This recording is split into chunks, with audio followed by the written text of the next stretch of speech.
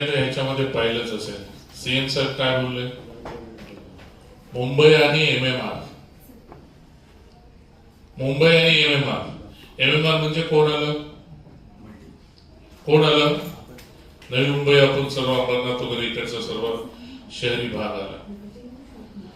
म्हणजे ह्या ठिकाणी मला एवढंच सांगायचंय की बोलायचं तर रेटून बोलायचं.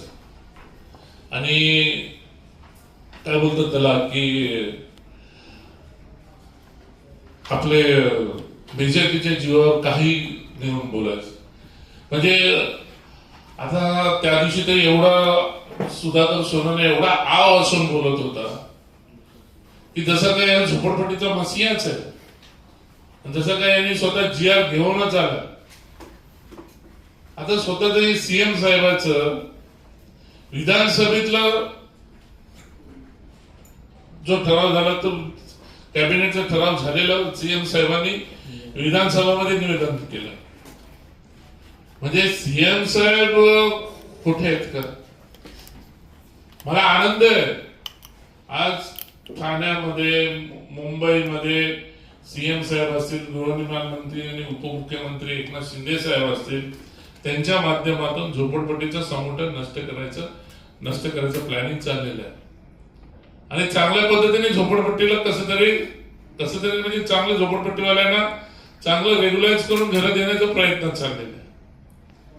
आम्हाला तुम्हाला सांगायचं एवढंच होतं का हा जो मेडकर आणि सुधाकर सोनवणे यांनी ज्या पद्धतीने त्यांचं तुम्हाला लॅपटॉपवरती त्यांचं बोलणं पण दाखवलं.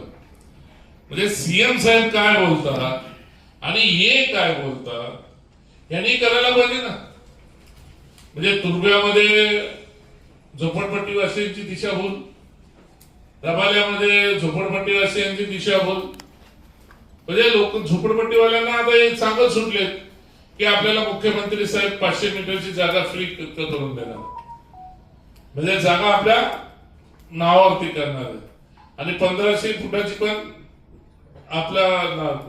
या भोईर साहेबांनी सांगितलं तसा तो कायदा आपल्या शहराला लागू नाहीये. आणि एवढंच असेल तर सुधाकर सोनवणेच्या तर त्यांनी ते मेडकरच्या तर त्यांनी त्यांच्या स्वतःच्या नेत्याकडनं अभिनंदनाचा ठराव केला. तर नेत्याकडनं त्यांनी ते झोपडपट्टीचं 500 फुटाचं जागा रेग्युलाइज करून आणावी ना. आमचा कुठं विरोध आहे. आम्ही झोपडपट्टीवाल्यांना चांगलं सुनियोजित चांगलं भेटावं अशी आमची अपेक्षा आहे.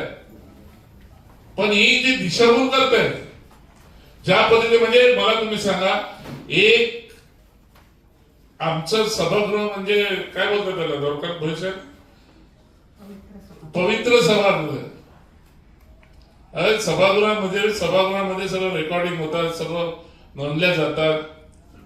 त्या मुख्यमंत्र्यांच्या नावाने यांनी खोटं का बोलावं? एक खोटंच बोलले ना. तुम्हाला आम्ही दाखवलं ना ते रेकॉर्डिंग. म्हणजे मुख्यमंत्र्यांनी आमच्यासाठी असं दिलं. मुख्यमंत्र्यांनी तसं त्यांच्यासाठी नाही दिलं, ग्रामीण भागासाठी दिलेलं. आणि एमएमआर मध्ये अशा काही गोष्टी केल्याने ते मुख्यमंत्र्यांनी सांगितलंय. आणि उलट झालं तर आम्हाला चांगलं आहे. म्हणून आज हे पत्रकार परिषदेमध्ये मी तुम्हाला तेवढ्यासाठीच बोलवलं होतं की मला हे दाखवायचं होतं की मुख्यमंत्री साहेब चांगले डिसिजन घेत आहेत, उपमुख्यमंत्री एकनाथ शिंदे साहेब चांगले डिसिजन घेत आहेत. पण याच डिसिजन घेत असताना एक असं अफवा पसरवण्याची गरज नाही ना की मुख्यमंत्र्यांनी असं केलं आणि मुख्यमंत्र्यांनी तसं केलं म्हणून. अफवा पसरवण्याची गरज नाही. मुख्यमंत्र्यांनी ग्रामीण भागासाठी या सर्व गोष्टी केलेल्या आहेत आणि एमएमआर साठी नाही. हे मुख्यमंत्री स्वतः त्यांच्या निवेदनामध्ये बोलतात. ते या पद्धतीने ते गैरसमज जे पसरवायचं चाललेलं या लोकांचं, त्या लोकांना मला माहित नाही ना. हे महापौर असताना हे काही गोष्टी असताना यांनी काही दिवे लावले, मला काय बोलायचं नाहीये. किती वेळा सभागृहामध्ये झोपडपट्टी विषयावरती तळमळ केली की मला माहित नाहीये. हे मी का सांगतो की तेवढ्यासाठीच मी सांगतो.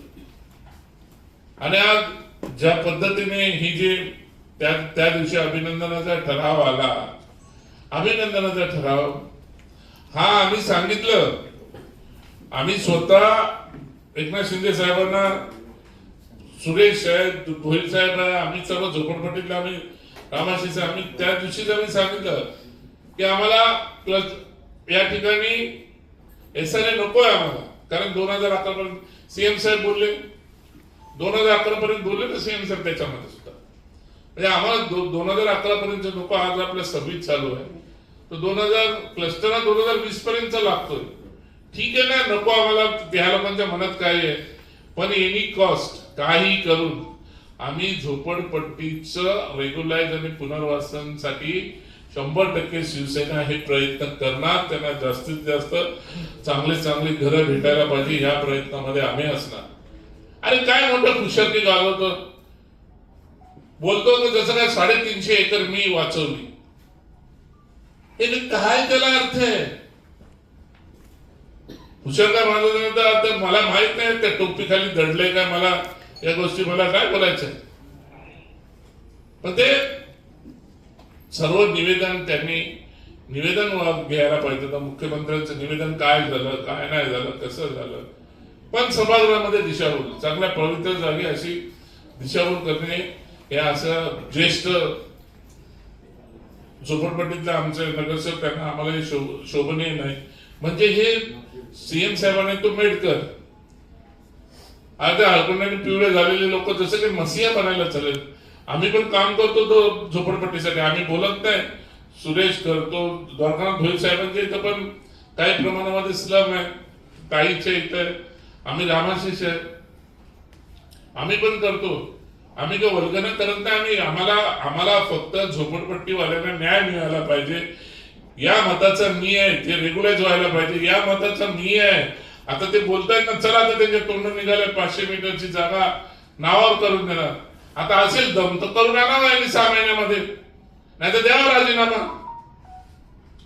नगरसेवक पदाचा झोपडपट्टीचा राजीनामा द्यावा. 6 महिन्यात त्यांनी झोपडपट्टी वासियांसाठी येणाऱ्या 4 महिन्यात जर पावसाळ्याच्या आतमध्ये, पावसाळ्यामध्ये काय कामधंदा नसेल तर पावसाळ्यामध्ये त्यांनी 4 महिन्यामध्ये रेग्युलाइज करून आणावं ना. मी त्यांच्या विरोधामध्ये नाही आहे. झोपडपट्टीवाल्यांमध्ये चांगलं पॅकेज भेटत असेल तर आम्हाला आनंद आहे.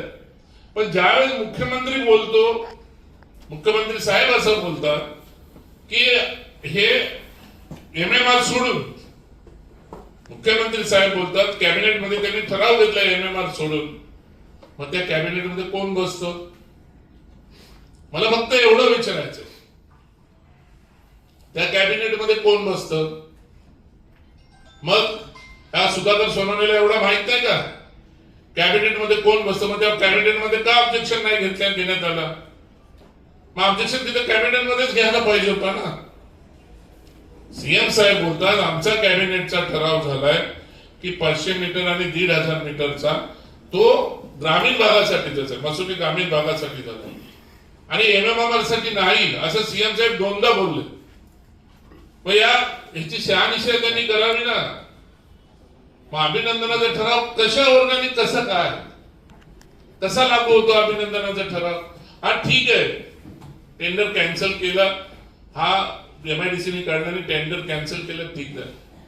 मग कॅबिनेट मध्ये असताना, कॅबिनेटचा ठराव झालेला असताना मग कॅबिनेट मध्ये का नाही ऑब्जेक्शन घेतलं कॅबिनेट मंत्र्यांनी आमच्या नव्या मुंबईच्या? का नाही घेतलं त्यांनी कॅबिनेटमध्ये? कॅबिनेटमध्ये ज्यावेळेस सीएम साहेब बोलतायत कॅबिनेटचा ठराव झाला आणि ते सभागृहामध्ये निवेदन करतात, सभागृहामध्ये निवेदन आहे ना, ते सभागृहामधले निवेदन आहे ना. मग आपले कॅबिनेट मंत्री कुठं होते?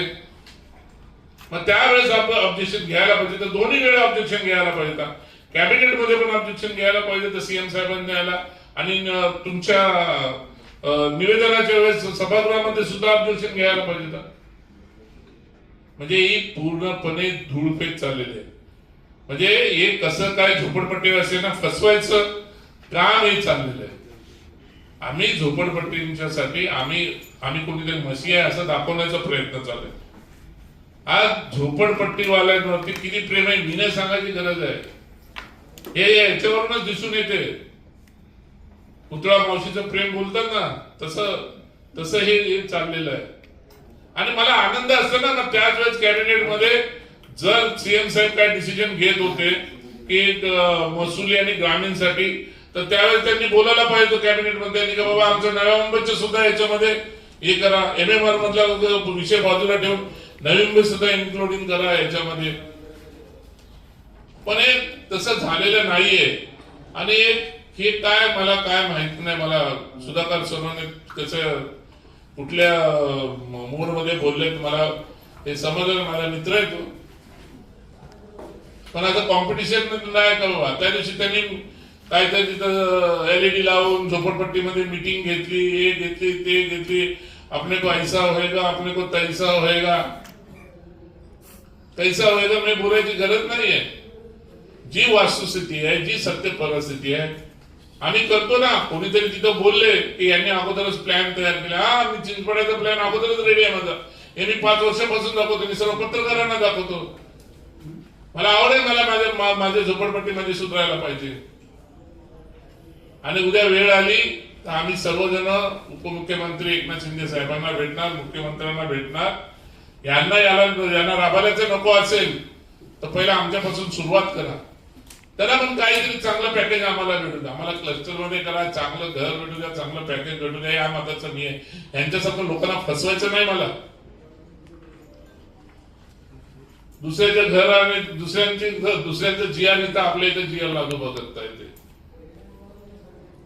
म्हणजे माझं म्हणणं आहे, आमच्या युतीचं शासन आहे. इथं आमची युती नसेल पण आमचं युतीचं शासन आहे. आणि शासनाच्या माध्यमातून चांगले काही गोष्टी मुख्यमंत्री ठरवतात. मुख्यमंत्री कॅबिनेटमध्ये विषय घेतात, मुख्यमंत्री विधान भवनामध्ये त्याचं निवेदन करतात. तर मुख्यमंत्र्यांच्या या शब्दाला फुकटमध्ये लोकांच्या कोल्ह्याच्या हातात कोली, तसं ऑपोजिशन मध्ये तुम्ही असं काही गोष्टी घेऊ नका, असं सज्ञान महापौर असलेल्या सदस्याला माझी विनंती आहे. आणि त्या मेडकरला पण मला तेच सांगायचं. म्हणून तुम्हाला मी आज बोलवलं होतं. तो एक विषय होता